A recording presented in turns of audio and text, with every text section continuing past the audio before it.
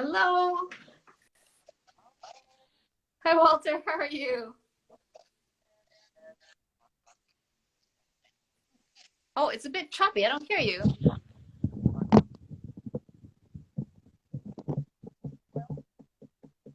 I don't hear you for some reason.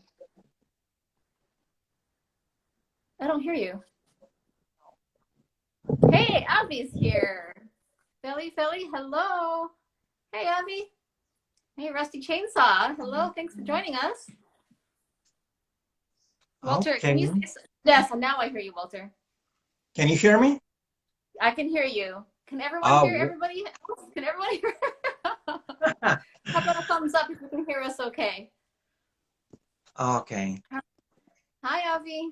Good to see you. Hope everything's good. In Toronto? Felly, where are you? Hello, Felly, where are everyone. you? Yes. Oh, so wonderful. Yeah. How's LA? Oh, here is sunny. It's quite hot outside and it's pretty humid. Is it? Hard to breathe. Yeah. How is it there? Today is cold. Like 2 days ago, I was in a tank top. Now I've got my winter sweater on. I'm a little cold today. Can you believe it? Oh, Kendra! Oh, that's Rusty Hi, Kendra. How's Labrador? hey, Kendra. Kendra's in Labrador in Canada. Oh, Yeah, wonderful. Kendra was one of my students at the Oh, university. wonderful. Nice to see Wonderful. you, Kendra. Shall we wait for more people to come or we can just start? Well, how about we ask everybody, where are you typing from? How about you type in where you're from? Well, I already Yeah. know where Kendra's from. Would I you already know guys where let us Abby's from. know where are you all from? Yeah, tell us where you're from. I'm Yeah. in St. Thomas, Newfoundland. You're in LA. Let's see. Yeah. I think Felly, I didn't know where Felly was from. Yeah, Yeah. Abby's from Toronto. Abby is a ballet dancer. Toronto. Abby from the National Ballet of Canada. We Things are are well doing with good Kendra. here. I'm doing great. Thanks, Kendra. Busy, busy, building things, building my workshop coming on the weekend, and building my violin boot camp coming. Right. Yeah. You know what I Oh, was just practicing, Walter? I was just practicing a piece. I wanted to, I mean, the state of the world is very crazy right now. So I'm thinking, I feel a yes. little helpless and I wanted to know what I can do. And I feel like I don't know what to do. But as a violinist, I think we can do little things. And so what I did was I went online and I found a piece by the composer Samuel Coleridge Taylor. And it's this Yes. beautiful romance for violin and orchestra, and Wow. it's gorgeous. Yeah, so I'm trying to find non-white composers, so I'm starting to learn this, and hopefully I'll be posting clips soon, so I hope to do that. I can Yeah, it's help really with pretty. some list if you want. I have a very good friend of mine who is graduating Yale with PhD at the moment, and he's a Ooh. black person, and he's a wonderful musician, incredible talented composer and piano organ player. So Oh, I okay. can ask him for a list, and he will give me right away on the Oh, spot. perfect.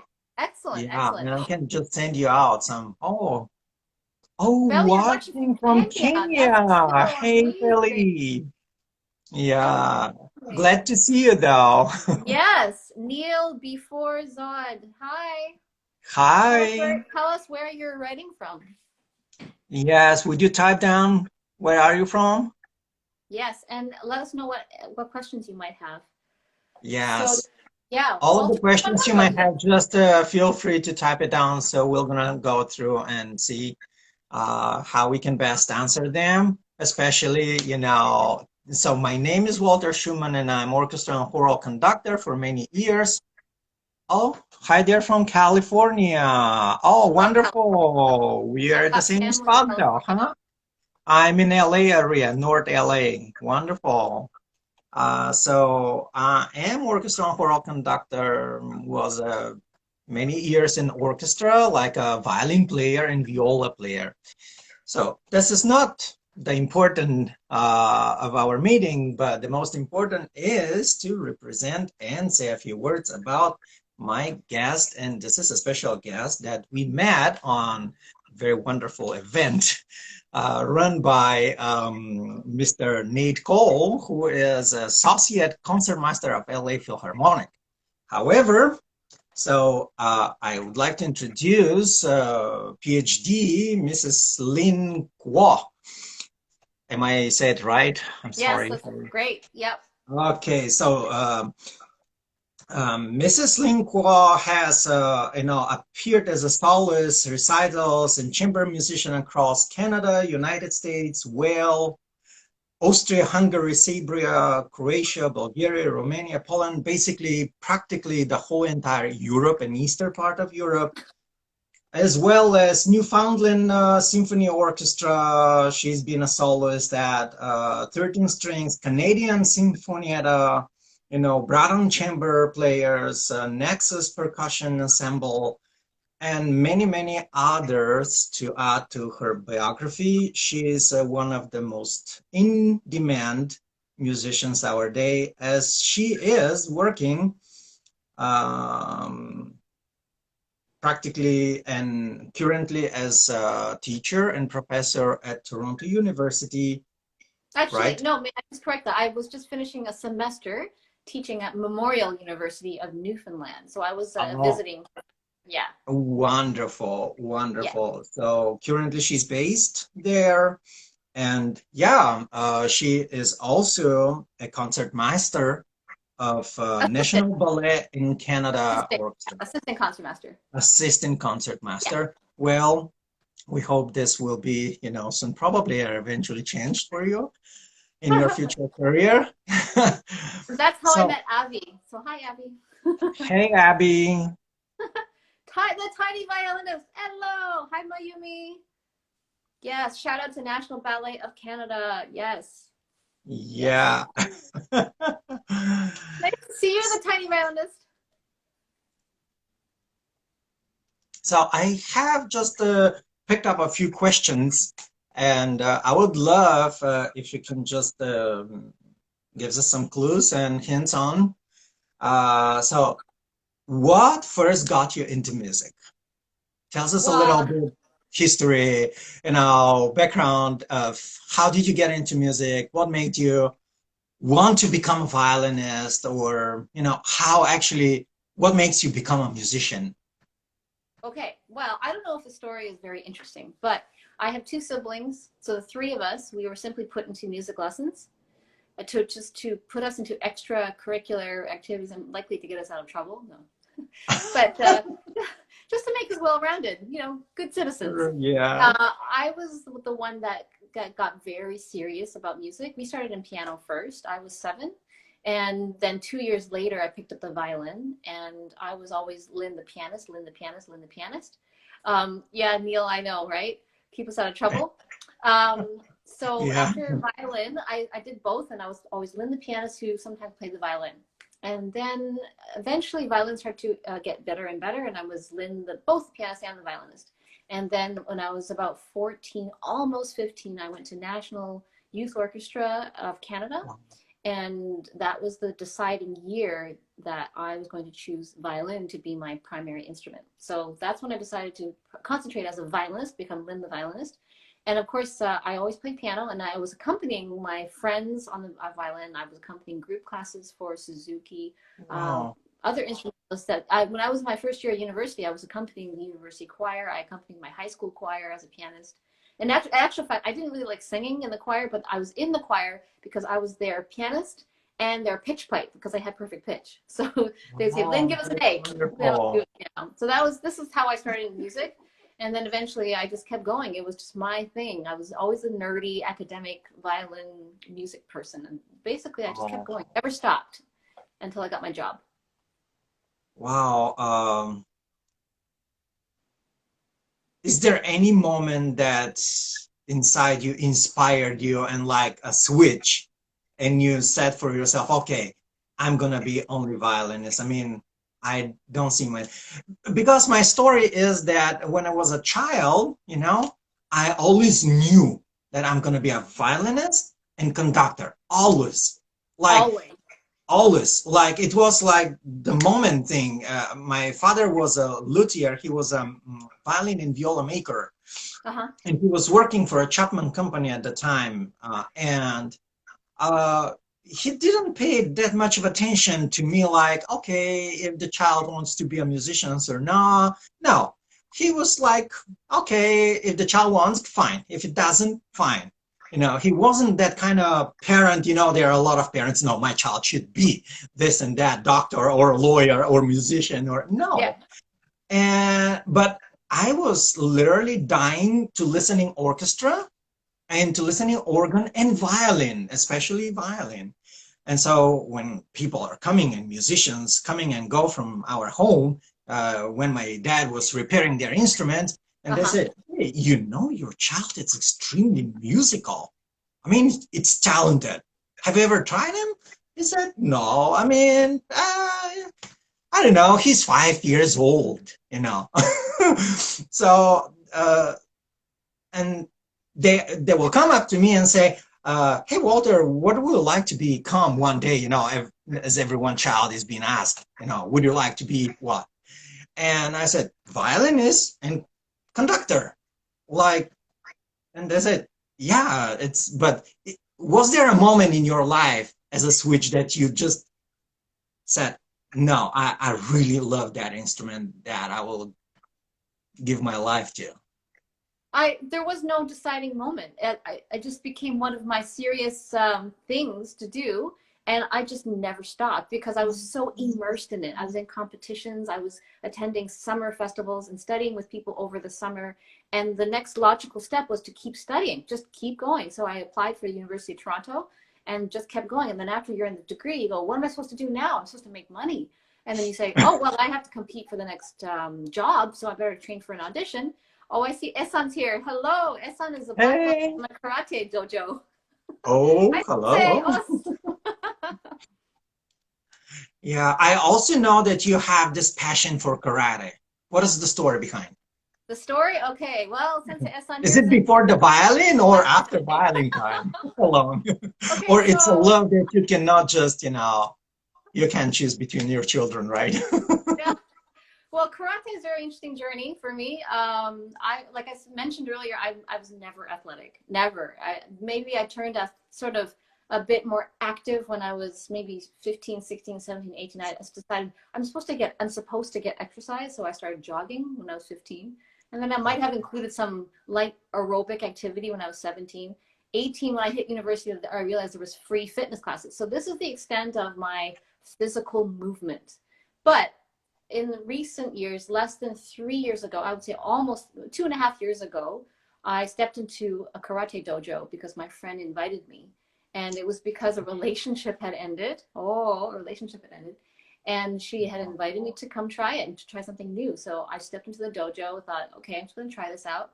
And it was like throwing me into a sea of dogs. It was crazy. For me, it was crazy. And I was a little bit shocked. And the sensei said, so your first class, you liked it, right? And I just kind of stood there in shock. I said, yeah, I liked it. Yes, I did. And then I showed up to the next class and I said, oh my God, this is crazy. I'm kicking and punching like crazy. And I just never stopped going. I just never stopped. And so now I'm in the middle of my green belt and I'm still Wow. training online. Yeah, remotely through Zoom. Oh, yeah. I had experience with sports and especially swimming because I was very like thin and slim child. Like my physique was really skinny. And so they need to develop some muscles, and my teacher says, oh my goodness, the poor Walter, look at it, it's the wind is going to blow and he's going to fly off. And so let him put aikido. You remember like kendo and aikido? So I was training. Yes. Yeah, I was studying aikido and kendo for probably 3 or 4 years. Oh, Yeah. wow. You do martial arts as well. Wait, Kendo. Which one is Kendo? Kendo's swords? The Sword? swords Yeah. art, yeah, the martial arts with Yes. swords and stuff, and yeah, but it wasn't my thing. I was just doing it to improve physical abilities and appearance. Yeah. And then I just completely went to swimming because I love water. I love to swim. Oh, you So like water. It's funny. I don't really love water. I just want to say hi to my friend Tiffany. Hi, Tiff. hello, sassy girl. Wow, okay. Sassy girl. Yeah, my friend Tiffany Sassy. um, so um, who are your best teachers? I mean, I know that all of your teachers are probably the great ones, but can you say something about the differences in approach and a violin technique, and how did you start actually? Because I've been asked many times from either from my students or from my friends, even my colleagues in an orchestra, hey, Walter, you're keeping your violin a little different, but it's so easy, like you make it look so easy. How is that? Is this something that you develop? Or so in your professional opinion, what a good violin position and technique should be? I think. I think. Hmm. Well, you asked me about my teachers. Yes. Okay.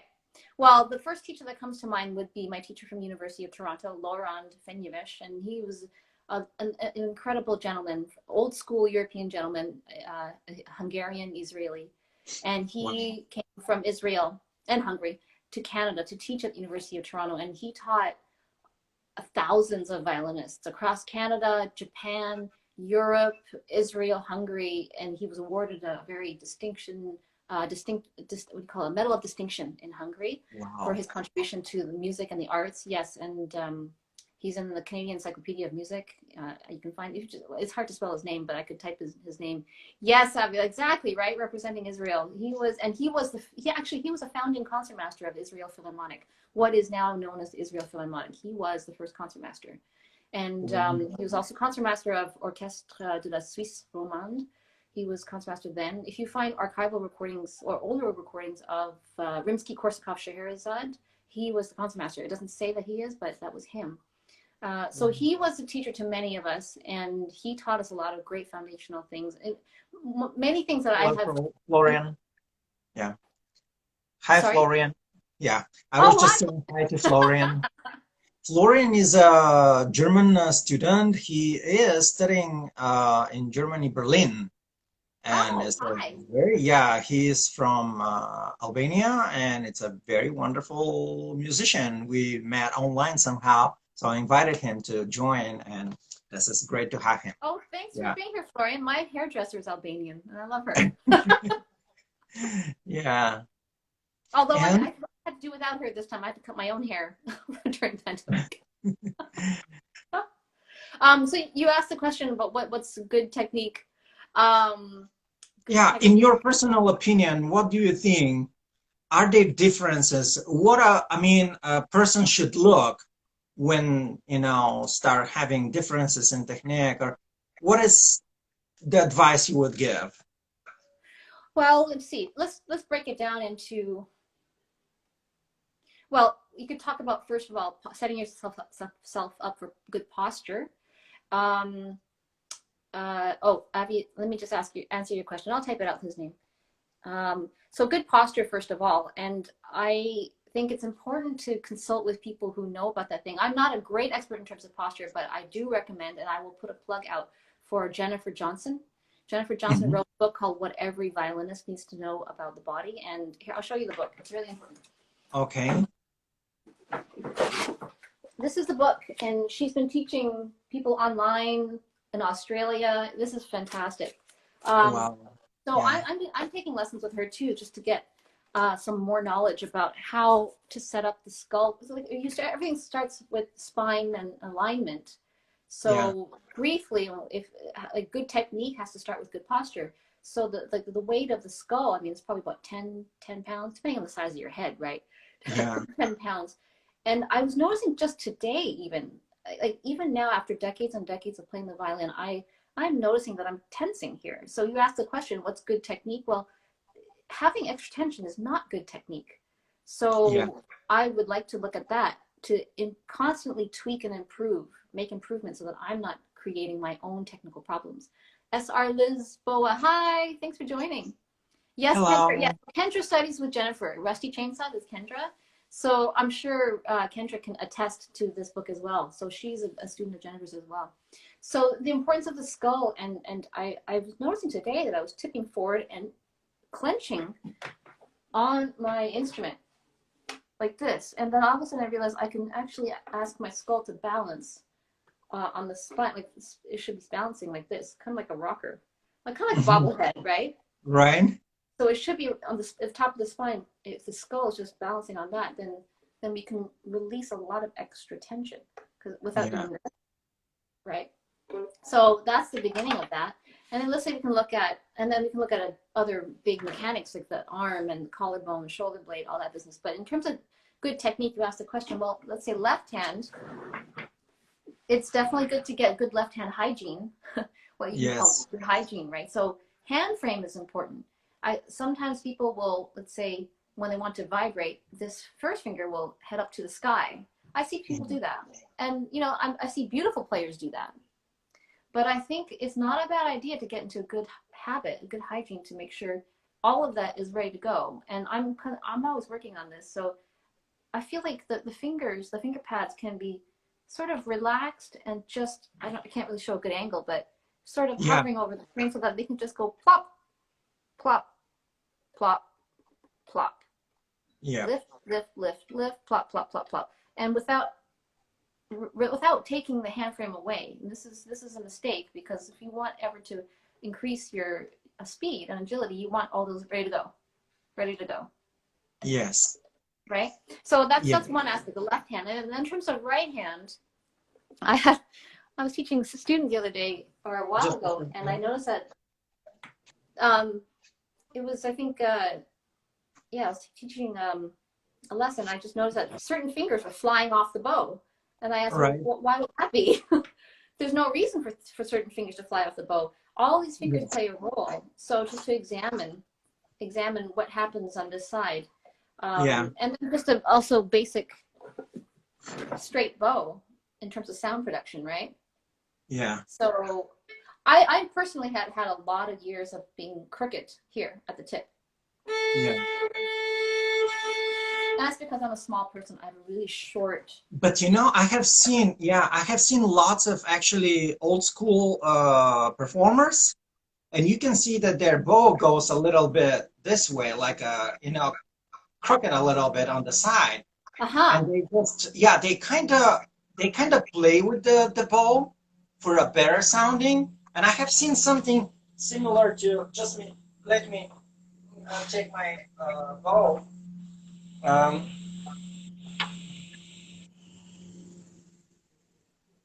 sorry, it's loud here. So they go a little bit on inside than the outside.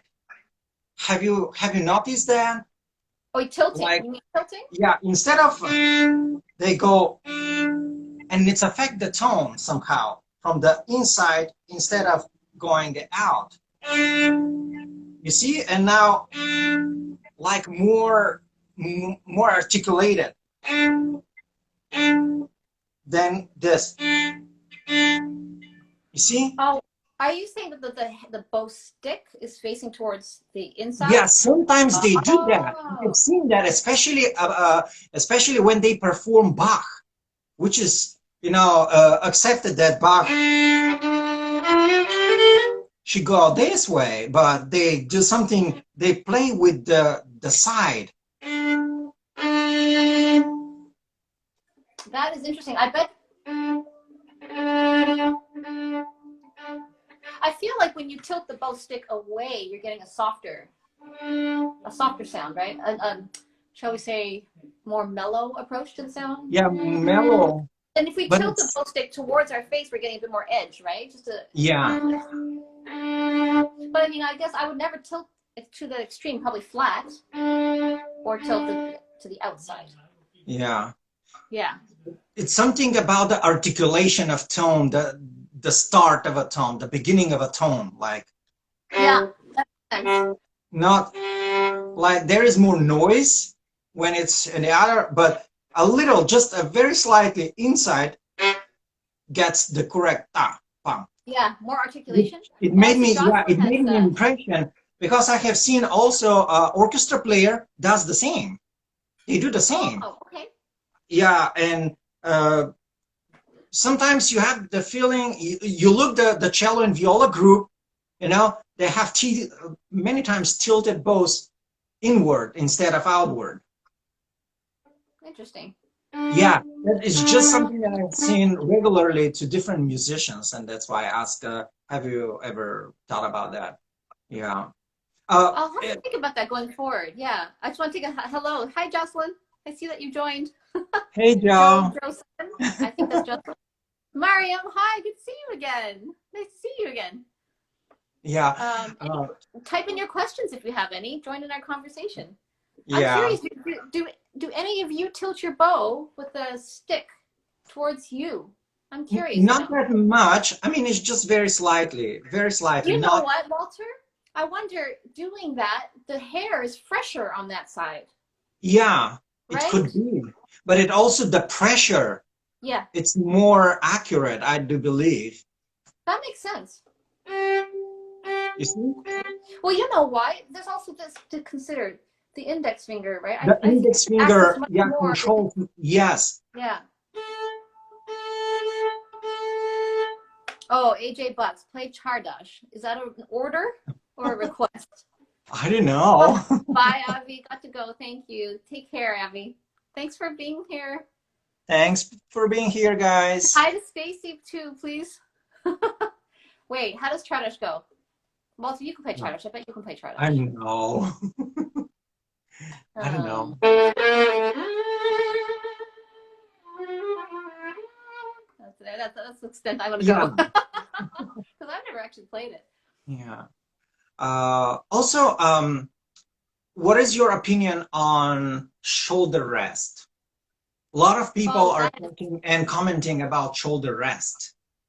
I think that is very individual. I'll tell you my journey. I started off with a kun, and the kun, the rubber feet break off, and it scratches the instrument when it collapses. I mean, you've seen my shoulder rest repair videos. Yeah, it was a wonderful video, by the way. I enjoyed it very much. It's very funny. So then Yeah. I mentioned my teacher, Mr. Fenuish, and he doesn't use anything, and he was quite a bigger man. And hello, Mary D. Preserves. Hello, thanks for joining us.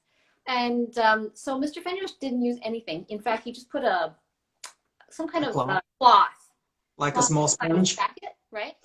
And nothing. So I thought I was very impressionable at the time. I was, 19 years old or so, and I thought, oh, I'm going to be cool like Mr. Fenuish, and I'm going to do that. So I just proceeded to take off my coon rest, and I went and did it without, just bare, right on my shoulder, and I played this like this for a couple of years, thinking I was so cool, like my teacher, um, and um, and then I played and played and played and thought I was invincible, and I started to realize that I was developing incredible amount of tension here, and I Yeah, became injured. I became very injured. So I think people have to be very, very careful about what they do and just pay attention to their bodies very carefully. yeah, There's a question here from Miriam. I actually did the yeah, opposite with the bow, but my teacher always tells me to make sure I play with it being flat because the yeah. sound is more beautiful. Yeah, you know what? I agree, Miriam. I think definitely flat hair, Agree. you'll get more full sound and bigger sound. That's for sure. I totally agree with that. Yeah. And then when I want to get more intimate sound, I tilt. But yeah, that's for sure. Flat hair. Hey, Anna. Hello, Anna. Lynn Esp. Hello. Yeah, Thanks for yeah. joining us.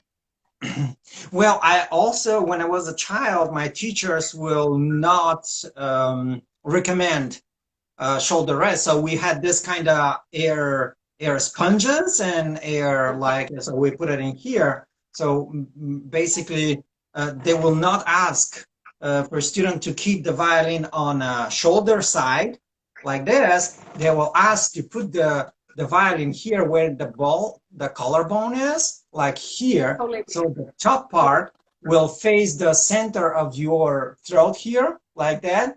And Uh-huh. this way it's releases the pressure, and you cannot even put your chin over the chin rest.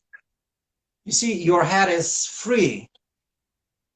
And also they will say something that we, and I use this, it's probably look ugly, but to tilt the violin on something like between 36, 7 degrees, so not completely flat, you know, it's because of the physical challenges that the elbow will face, but it should be natural because they assume that violin playing is a natural thing. So basically, when we pick our hand, we pick it this way. We don't pick it this way. So we go this way, all the way. So, and it's true because this way, when you go this way instead of this way, it's shorter distance. It's true. You can go shorter even with your middle finger. You can hit the 7-10 position of the violin. But if you go this way, it's going to be hard. You twist too much of your elbow and shoulder pressure. So you're saying that you think it's beneficial to have a slight tilt, yes, especially for the lower string. That makes sense too. Yeah, and also like the fingers falls on the fingerboard quite correctly, and become faster because you don't need to stretch. Because of gravity. Yeah, it's a gravity that goes over. And that's what, you know,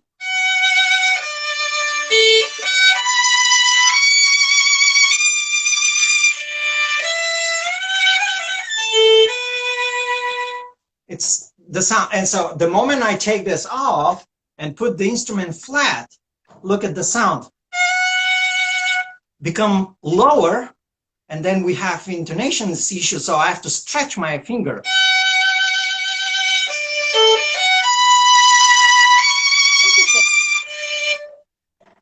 It's like more, the sound is more rounded and more deep. It also affects the quality. Huh. I'll have to play with that and see. Yeah. It's I'm curious really, now what other people use for their, what people have. So I just put this and I put this, and when I put my instrument tilts alongside my shoulder, you see, and comes this way, and then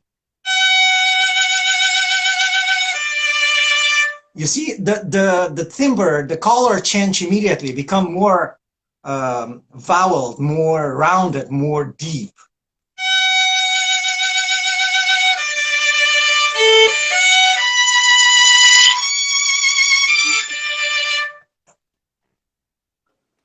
Huh, okay, I'll have to play with that. Because I assume that you need some sort of table surface for the bow, for the gravity. You still have it. So. Yeah, you still have it. Of course, you have it because look at how it is. And it's very close by. Actually, even for your hand, is close to, you know, shift. You know. Huh, okay, I'll have to play with that. Yeah. Yeah. Yeah, I'm going to try it, especially for G string. I can see that being very helpful. Yeah, that's something that I was taught, and so I've decided to ask, you know, if this is, I don't play the violin, but joined because of Lynn's entertainment comments and heard how. Oh, thank you, Neil. Thanks, Neil. What would you like me to say today, Neil?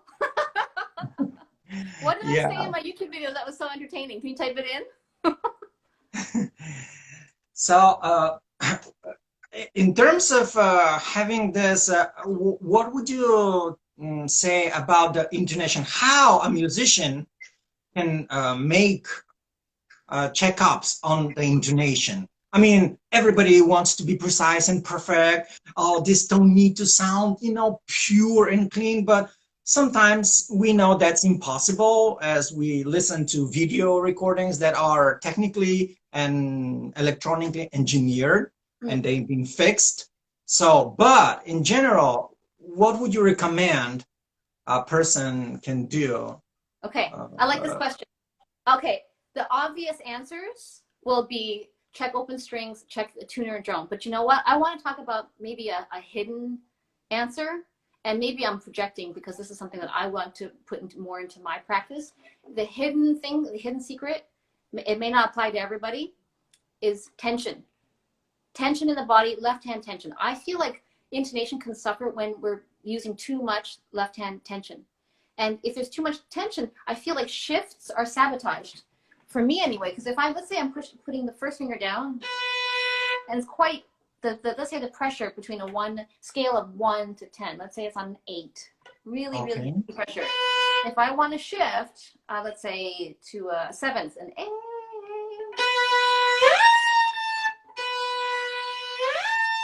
see, I'm missing it, but I feel like if I reduce the pressure of the finger to maybe 4, I'm already getting it much better than I was with the pressure of 8. I'm sabotaging myself by using too much. That's a secret that I feel like I need to apply to my own playing. There is a question. I don't play the harmonica. Yes, yeah, I did say that in my screen tutorial. That's so true. And Maria has a question, very interesting. I have a question: how to improve the sound quality on G string? Okay, well, G string is a good question. The G string is a thicker string for sure, so it's going to require a different touch and a bit more sensitivity than the other strings. It's going to speak especially on my instrument, my G string speaks much slower. So to make it sound better, I have to consciously change the way I bow and contact point. I have to move my bow a little further out for my G string, quite a bit, about contact point 4 or 5. Okay. A string, let's say, or E string, it doesn't Like really like it. It likes it more here.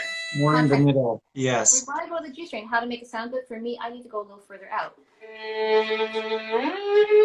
But if you go up, well, let's say in the case of the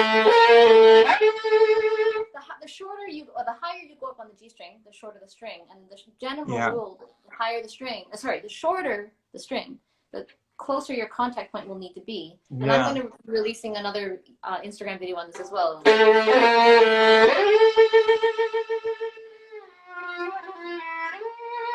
So the shorter the string, I have to be quite close to the bridge, contact point 1, 2. Yeah, close to the bridge. Yeah. Hello, Jenny, Jimig, and youre Violin. Hello, youre. Nice to see you again. Yeah. Miriam, I hope that answered your question. Miriam, let me know. Let me know if we answered your question. More questions. About the G string, in the past, my teachers will say that it's about the level of your elbow. So if that's what they will say, it's based on your where is elbow pointing? If your elbow points to out of your body, it's gonna be a little guffy and like incorrect. But your elbow, they said, for better touch, basically 50% of the good quality is where your elbow stands, and they said it's going to be somewhere around A, string A, so like a position.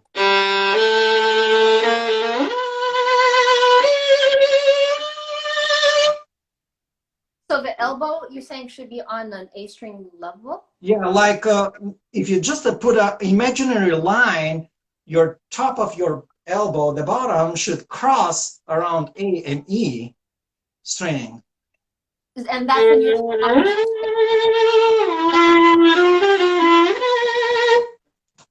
Is that what you mean? So when you're playing on G string, your elbow should be approximately underneath the A string? Yeah. Oh. Oh, yeah. Oh, okay. So you mean tilting because lower. you release the pressure. You release the pressure. You see? It works like a coordinator for a better pressure.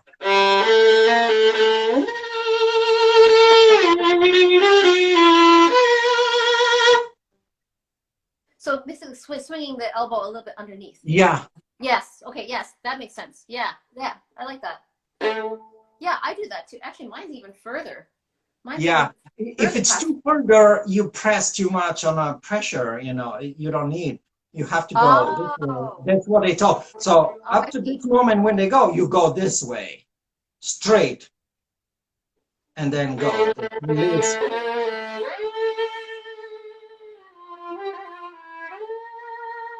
Yeah, my elbow is actually way beyond the A string. Yeah, yeah. There. Yeah. It's interesting. You're welcome, Miriam. Glad I You're very answered. welcome. We just share opinions and professional opinions. Of course, everyone should know that this is based on a physical abilities. Sometimes a person could be shorter or no, taller. I'm 5'11", almost 6.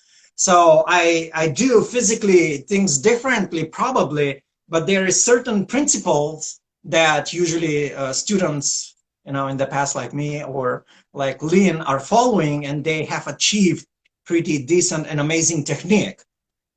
I wonder if you're almost 6 feet. I'm 5 feet. You have a whole foot. You're a whole foot taller than I am. That's interesting. But I'm gonna think about that. That's this because yeah, tilting this instrument a little bit so that the fingers just falling. I like that. Yeah, they're falling. Exactly. They fall Yeah, just so, falling. Yeah. yeah. And also the transitioning, when you go from first position to third, and it's more easy because you don't alter the transition, but it goes literally natural. Like, Okay, so I'll think about tilting my instrument a little bit. Yeah, I like that because then I don't have to work so hard getting the fingers down, right? They just literally come from above, go, right? Is that what you mean? yeah. Yeah. Of course, Very Miriam. interesting. Ask as many questions as you like, Miriam. Yeah, of course. Please. Yes, lots of questions. Yeah. Yeah. So we were That, we had called this talk "Conquering the Violin on Stage and in the Practice Room." yes. Does anyone have That's any the questions next about how question to I keep was it? about to ask. How do you fight the stage fright? I Okay. mean, do Yeah. you feel Oh, nervous before you go out? I do. How do you basically deal?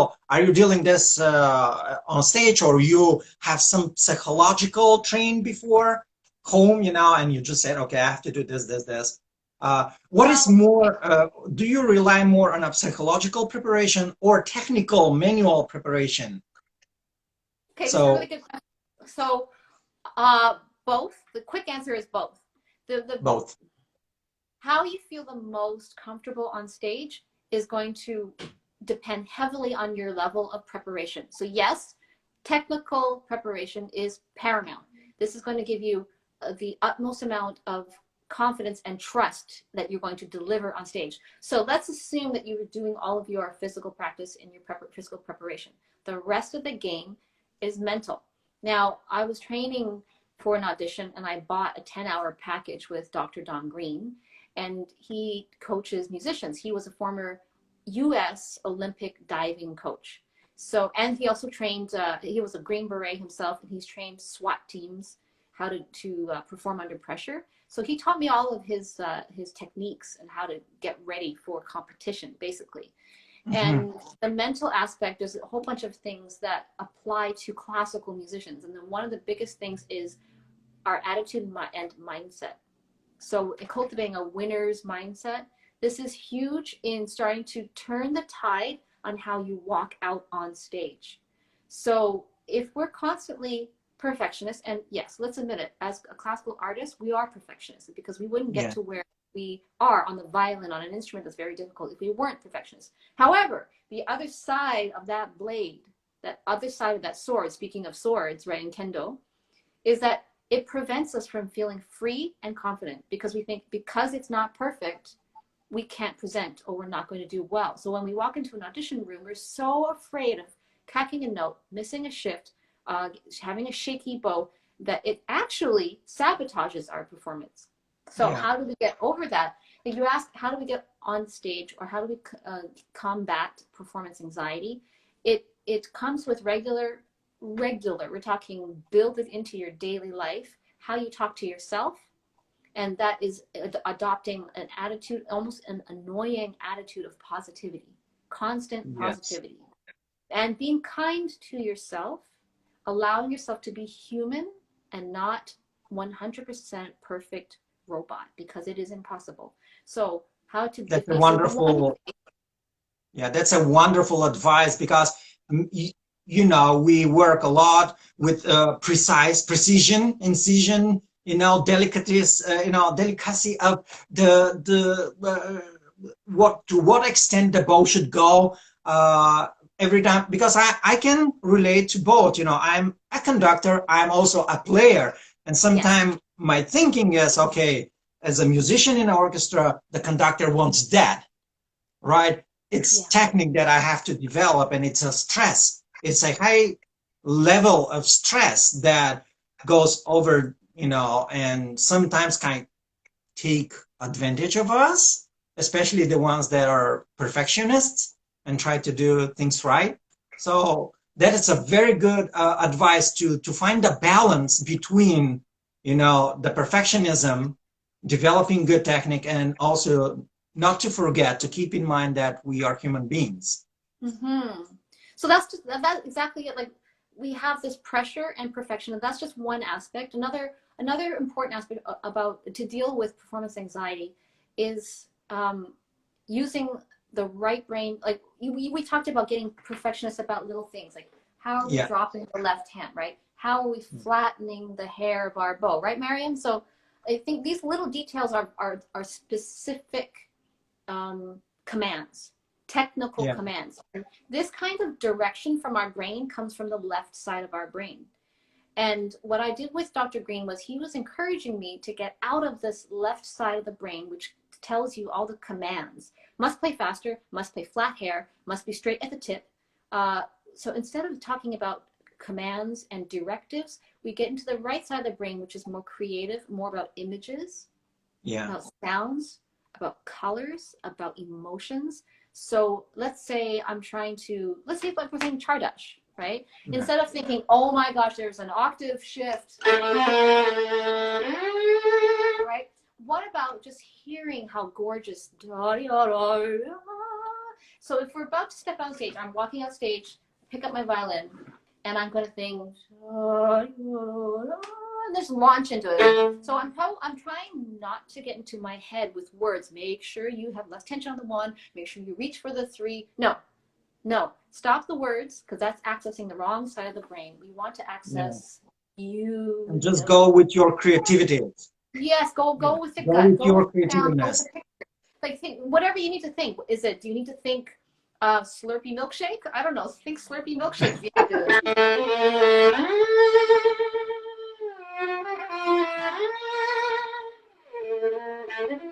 Whatever it is. So you have to get out of your head. Does that help anybody out there? So Yeah. we're talking There was a about getting into the question, right by the brain. We're way. talking about positive. Yeah. Let There it was a flow. Exactly, question Neil. about the high thumb playing with a Yes, high high thumb. Yeah, I position see thumb. Marian's question. What is your opinion on that? Well, What would you okay, so recommend? Do I you like what recommend you high had to thumb say. or? I like what you had to say, Walter, because everyone is built differently, right? Yes, Kendra, Yeah. yes. Okay, so everyone is built differently, and I'm sure Kendra has a good opinion about this too, because Kendra, I know, studied Yes. with Jennifer, and I talked to Jennifer Johnson about thumb position, and Yeah. it's going to depend on Yeah. what passage you're playing and how your hand is shaped. I personally don't think that high thumb works for me because I have a very small hand. I'm a very small person. But I know people who are very long fingered and long limbed, and the high thumb works great. I mean, if you're with someone like, let's say, James Ennis or something, right? They're pretty Yeah. tall. It's pretty tall. So the Yeah. high thumb's going to look great. It's going to sound great. For me, I don't think it's going to work. Yeah. I don't think, yeah, I just don't think I it's do going to work. believe I do believe that the thumb is basically a leading the whole position of a hand from one point to another without changing the pressure. That's what I believe, because sometimes if your thumb is this way, it's not good. But when the thumb leads you, now I want from third position, I want to go down. It's literally takes me down with nothing. Like uh, it's basically a supportive, like a fan in a ship, in a fish, and the fan basically regulates what the side, the direction. So if my Okay. hands wants to go this way and here, then I'm just like a little uh, pre-act before I go down with my thumb. I So like it. I'm sure that I fix and set right on the spot that I want, and I like basically that. more, yeah, makes more smooth the transitioning from Yeah. position to position, Yeah. because when it's a flexible, you release the pressure of Yeah, your Kendra, that's a great palm. analogy. Yeah, so Pardon? but Kendra just said that's a great analogy. So I think she was talking about the fan, like a fan in the Yeah, sand. Yeah, exactly. but I hate to ignore that shifting just doesn't come from here, fingertips. Because yes, the fingertips are changing position on the fingerboard. It's Yeah, true, but it right? comes also from the thumb. But let's not forget that the motion of shifting of position, Yeah, there's yeah, some yeah, arm coming from, involved, yeah, right? And I hate to yes. think that if a dog is wagging a tail, the tip of the tail is not wagging. It's the dog who's wagging the tail. So it's the arm that actually initiates things. And in fact, I think it was Miriam Fried, who teaches in Indiana, who Yeah, was talking to me about shifting. I was trying to nail a big shift. I mean, let's look at chartage. You cannot physically move that finger without hitting that to get to the A, just using finger. I can't even get there. My point yeah, is, shift has to be initiated from some kind of change in the yeah, angle, right? And yeah, Miriam Free talked to me about this. Like, this is the angle here is what's changing the shift, and it could be very small, right? It could be very tiny, yeah, but the shift does change here, right? This is yeah. the angle that is going to change. Just the same with the bow, the angle here, The angle, yeah, right? It's all angles. yeah, Yeah. Feli is laughing. Well, I wonder what Feli was laughing yeah. about. Okay. I hope it's entertaining. while we're talking on nerdy technique, but we're this is good, Walter. This is I good. mean, I'm asking questions that are like many of the musicians kind of afraid to ask, even us as a professionals and experienced musicians. Why? Because we feel like embarrassed to ask, okay, I mean, if I'm being in the business 20, 30 years now, why am I even bothered to ask for about my pinky or my thumb? But actually, it's crucial. This is a basic something that really can change your life. As we see how many musicians suffer from tendinitis and problems with their muscles, mechanical, motorical achievement. Why? That's exactly why, because of little things that are in our hand. We have 5 fingers, we have 4 strings that I have to deal with, right? Yeah. And it's nothing, there is no shame of asking, right? And so No. that I'm putting up this, so in your perspective as a professor and a person with a high level of experience, this is very good to know, you No, know. and I appreciate having this conversation because I'm learning so much from you too. Because this is one of my favorite topics actually, and I've mentioned this in one of my master classes with my students. Maybe Kendra, you remember that if you were there when I talked about looking at the elephant from different angles. I don't know if Kendra, if you remember that, but this is Walter. This is why I love having this conversation because we play the violin, you play the violin, I play the violin, and we see the violin from the perspective of where our training, our individual training, right? And it brings Yeah. to me my favorite Indian parable. Do you know this parable about the elephant and the 5 blind men? Do you know this story? Would you say it? No? Okay, so there is an elephant, obviously, and there are 5 blind men standing around this elephant. Yeah. And each of the blind men are touching the elephant, and they begin to argue about what exactly they're seeing, they're touching. And Yeah. so one gentleman, he says, "This is clearly a tree. Can't you tell? This is a tree." He's standing in front of the leg. And the other gentleman, he's standing at the ear. He says, "Are you kidding me? This is clearly a fan. Are you A fan? crazy? You're standing at the ear." And the other person says, "No, you guys are crazy. This is definitely a rope." And he's touching the tail. The So tail. everyone sees the elephant from a different side. So I mentioned this in my class, in my master class with my students, and this is why I love getting the opinions of my students, because my students will come from different trainings, from different parts of the world or different Yeah. backgrounds, different teachers. So you clearly have good training that I have not had access to, right? And so Oh, the, the topics it's that not, you're it's talking about not. coaching, No, no, it's no. very interesting. I'm just offering what I have been through, and also I'm asking for something that we can have as an exchange. And I do believe in professional field, especially in music. Without professional exchange, there is not a future for growth. Oh, So if absolutely. I people, love how you yeah, said that. I love how you said that. Yeah, exactly. Another reason why I love this is because You and I met online. We're connecting right now with people across the world, right? Kenya, Yeah, Labrador, Toronto, everywhere. And Germany, we're yeah, exchanging ideas. We're building friendships across the world. I mean, this is a crazy time in the world right now during pandemic and all the catastrophes happening in the United States.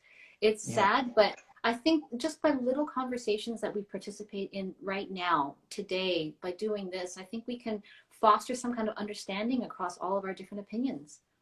Exactly, because music it's about love. Yeah. I'm quite sure that there will be many people who will literally outcast me based on their fast playing and whatever.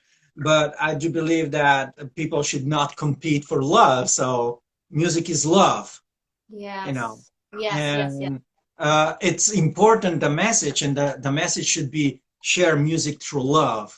Yeah. Uh, Yeah. Yeah. uh, Exactly. We love this and we're sharing it. That is love. Okay. So Miriam and Mayumi, I'm Brazil. Mayumi, you're in Brazil? Way to go. That's awesome. okay. And there is Okay. So yeah, Mary says, I'm currently working on the Flash scale book, um, but it's a little overwhelmed. Is it fine to work on the scale for 2 weeks until mastered? What suggestion can you give me when working with it? Okay.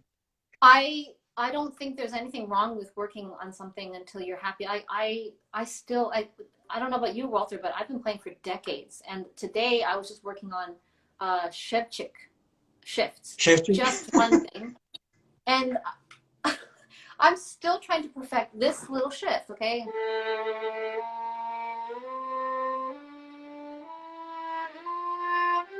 And I'm doing it separate bows. Actually, I was doing an A flat today. Yeah.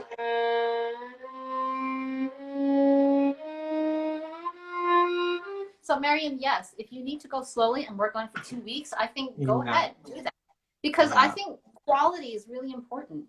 I'm starting to reflect back on how I've practiced scales. I think there the the mistake that I have made is thinking that if I get through a lot of scales, a lot of arpeggios, a lot of thirds, a lot of sixths in one day, I'm a hero. I don't think so, not necessarily, because even if I've played all of those double stops and scales, I may have played them very poorly. What's the point of practicing poorly? Now, this goes back to the question you asked me about my teacher, who one of my most influential teachers is. Mr. Fenyevish always drilled into all of his students the importance of practicing with quality. If we practice incorrectly, poorly, out of tune, not paying attention, what are we actually doing? We're actually drilling, we're actually embedding our poor habits, our mistakes, our bad intonation. So, Mariam, if you need to practice slow to program in quality, I don't think there's a problem with that. In fact, I think it's smarter to do that. Yeah. Oh, flute by with you are. I saw. Nice to see you again. Thanks for joining us. Let us know if you have another Yeah. question. So Yeah. that's my take on things, and I'm totally going to talk about that in my workshop on the weekend. I'm totally going to go in way more detail about the quality of practice, Yeah. mindsets, and good habits. Yeah. I usually practice no more than 3 hours a day, 3.5 hours a day. And if I Wow. get stuck with something, I just move to another thing. So I just go off a little bit, steam off, and then I go back again. And it Mm-hmm. does better job than just you dig and go and go. And somehow your body and mind resist. So when you see the resistance of your body and mind, stop. And they continue with something different, then go back to the same old thing. And it will grow in your mind, in your motorical system, like you create patterns, Yeah. and it's going to be way more easier afterwards to do the job than if you just push it and push it and push. Playing violin should not be pushing yourself. It should be a I have a natural question for you. process.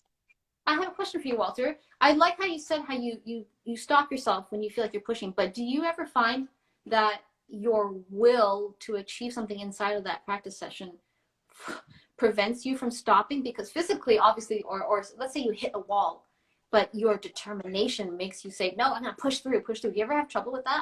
I personally do. That's why I Yeah, ask you. I do, but sometimes I really need to stop for the sake of to do things. We have just 8 seconds remaining, but I do believe that we can redo their life. I mean, we can redo